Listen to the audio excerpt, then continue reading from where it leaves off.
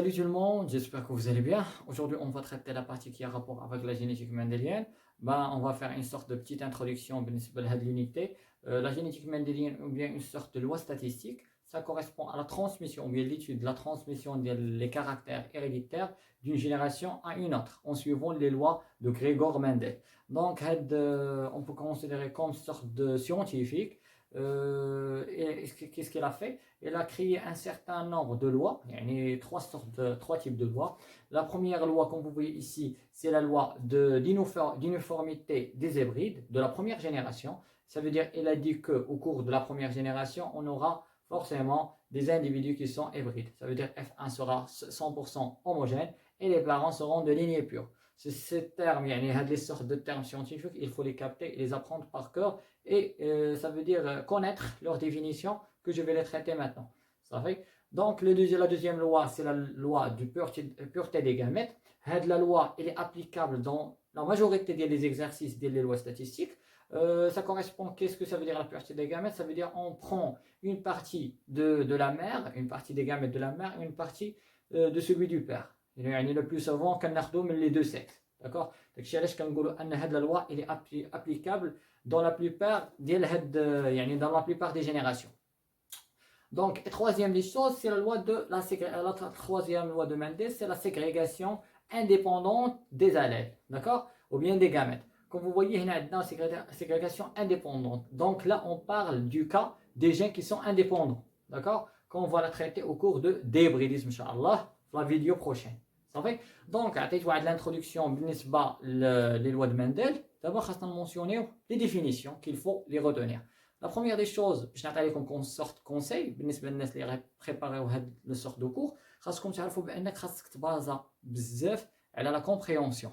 يعني خاصك تخدم des exercices d'une façon انك تكون يعني كيكون عندك شويه الكونسونطراسيون وكتكون فاهم لو كور يعني اون ديتاي ولكن لو في بانك غير تخدم لي زيكزارسيس او هازار وتقول انا راه فاهم لي لوا ستاتيستيك ça ne sert à rien يعني يحطوا لك غير واحد sorte de situation problème tu ne vas rien faire tu ne vas rien rédiger من الاخر انا كنقول لك كون سورت دو كونساي خاصك تبازي بزاف على لا كومبريونسيون باش واخا يحط لك اي اكزرسيس تقول ليه بسم الله سي كلير. Donc, on va commencer par les termes.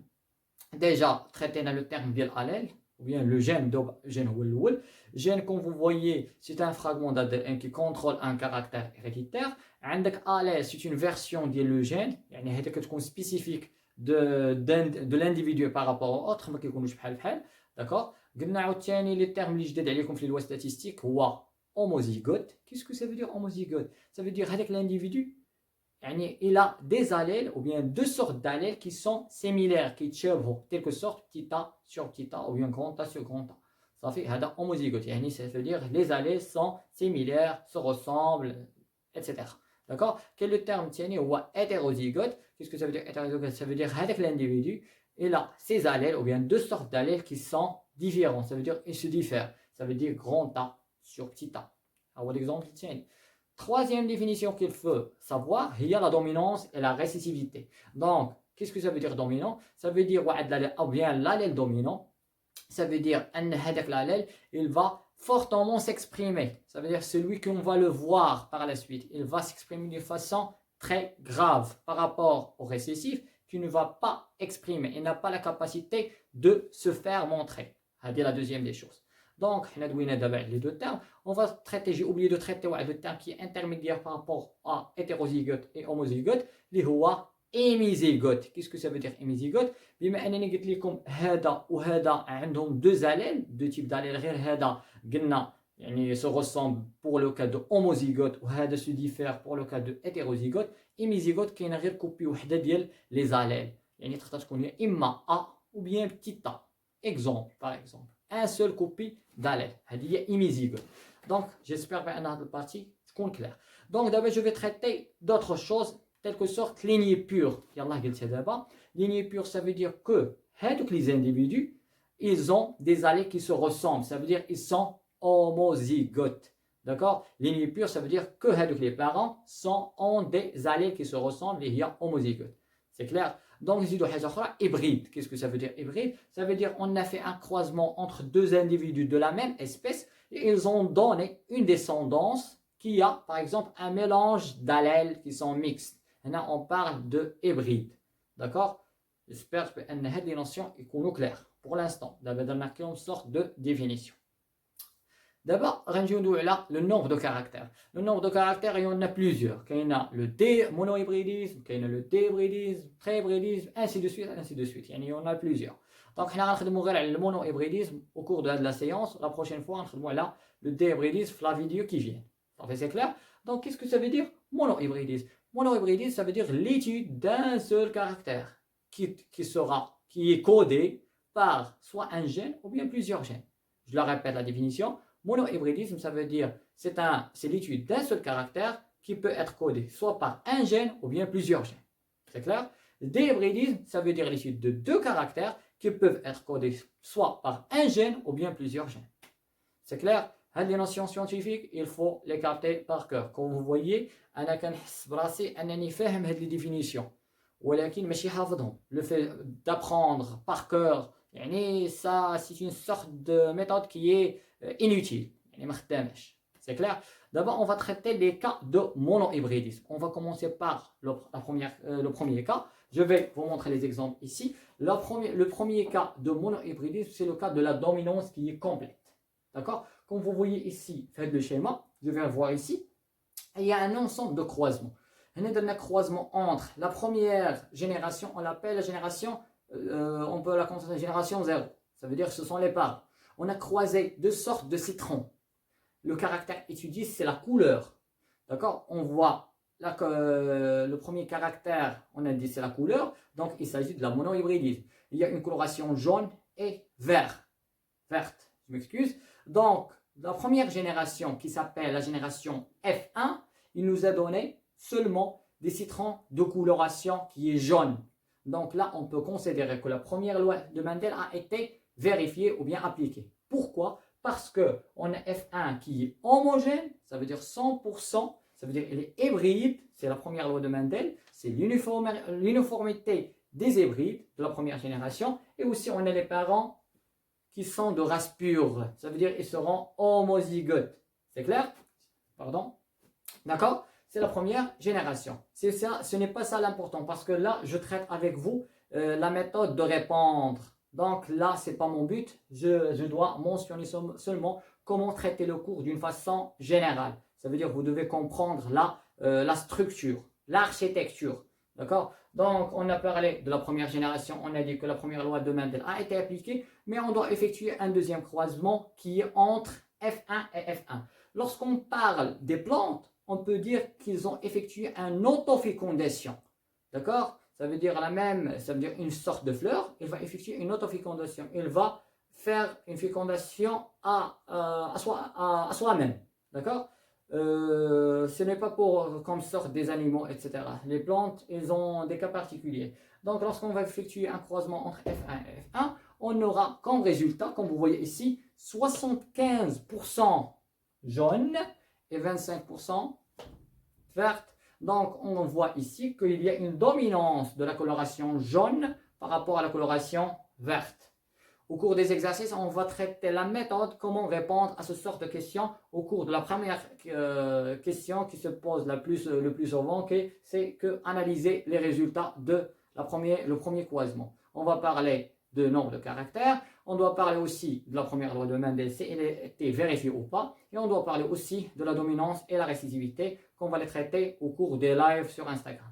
C'est clair? Donc, j'ai traité la première partie de le cas de la dominance complète. Dominance complète, on trouve le plus souvent 75% de caractère dominant et 25% pour le caractère récessif. Vous devez capter ce sort de proportion. D'accord? C'est le premier cas. On passe au deuxième cas. C'est le cas de codominance. D'accord? C'est le cas de codominance. Comme vous voyez ici, il y a deux sortes de fleurs. Et on a une fleur qui est rouge et une fleur qui est blanche. On a effectué le premier croisement, on a obtenu une descendance, ou bien la première génération, elle est qui est rose. Une fleur qui est rose. Comme vous voyez ici, on a obtenu seulement une seule apparence, qui ne ressemble même pas aux parents. Est-ce que là, on parle d'une dominance ou bien une récessivité? Non, on parle d'une on parle d'une apparence qui est intermédiaire, ça veut dire qu'il est mixte, d'accord? Il n'y a pas de dominance d'un allèle par rapport à l'autre.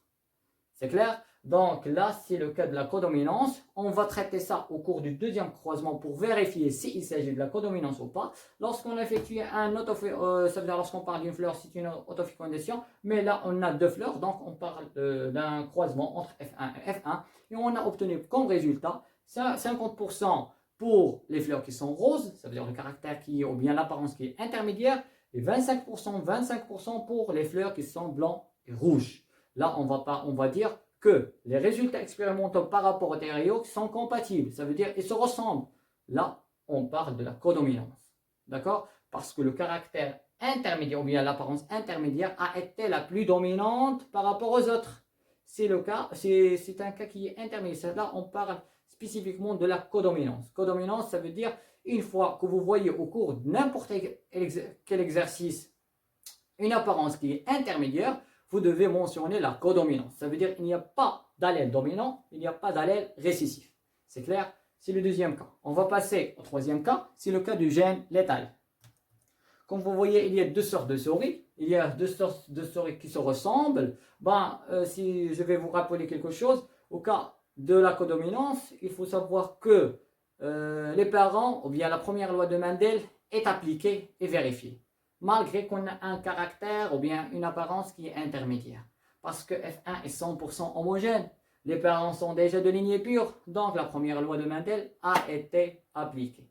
C'est clair? Donc maintenant, on va passer au cas de gène létal. Quand vous voyez deux sortes de souris qui sont jaunes, ça veut dire qu'ils se ressemblent. Voilà, on va voir la descendance, on remarque qu'il y a une apparence, ou bien une apparence qui vient de se montrer, de s'apparaître. Donc là, on a un petit problème, c'est le caractère récessif, ou bien l'apparence récessive qui vient de s'apparaître.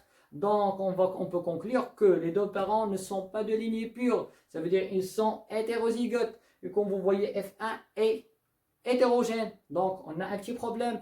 Donc qu'est-ce qu'on peut conclure? Que la première loi de Mendel n'a pas été vérifiée parce que F1 est hétérogène et les deux parents sont hétérozygotes, ne sont pas de lignée pure.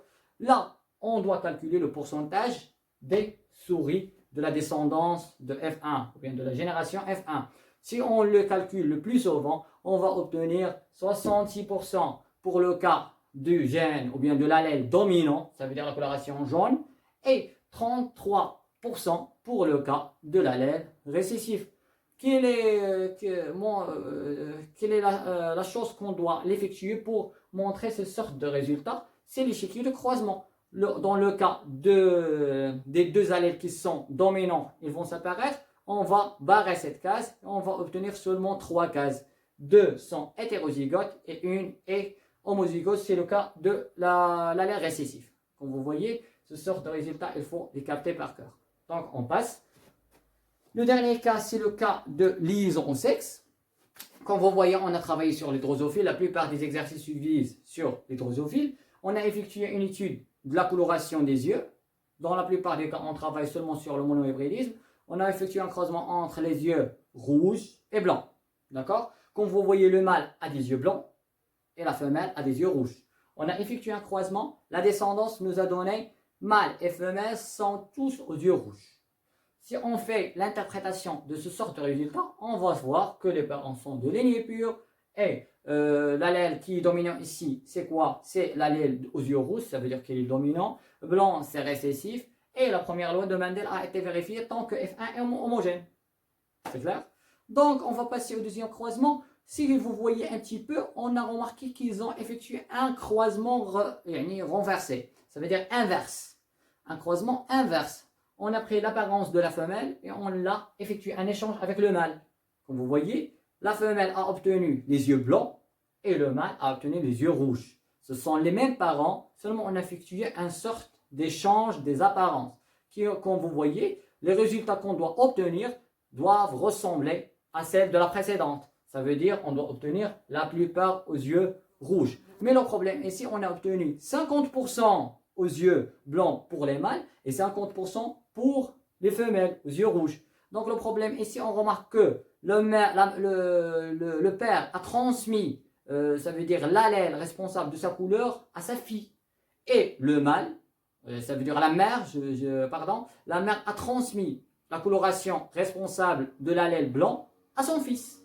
Donc, dans ce cas, on doit dire que, premièrement, que F1 n'est pas homogène, ça veut dire qu'elle est hétérogène.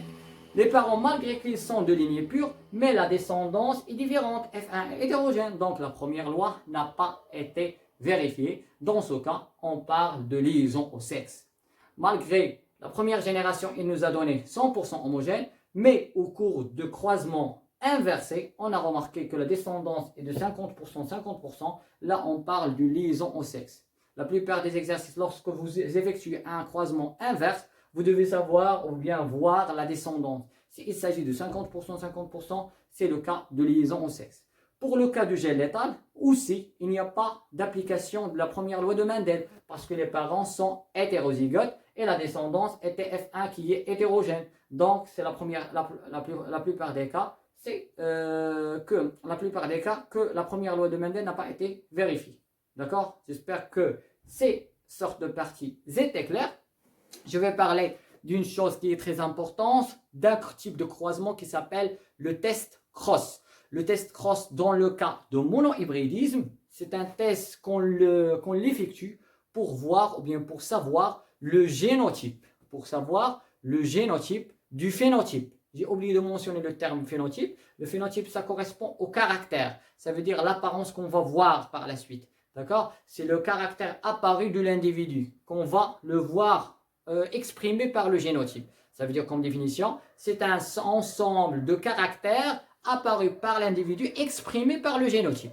C'est clair? Donc, pour finir cette vidéo, je vais traiter un petit peu le test cross. Qu'est-ce que ça veut dire? C'est un croisement qu'on effectue entre F1 et l'un des parents qui est double récessif pour but de savoir le génotype du phénotype de F1 qui est dominant. Et dans la plupart des cas, on sait déjà que F1 sera hétérozygote. Donc le but, ou bien le principe de test cross dans le cas de monohybridisme est de savoir seulement le génotype. Savoir seulement le génotype du phénotype de quoi? De F1 qui est dominant.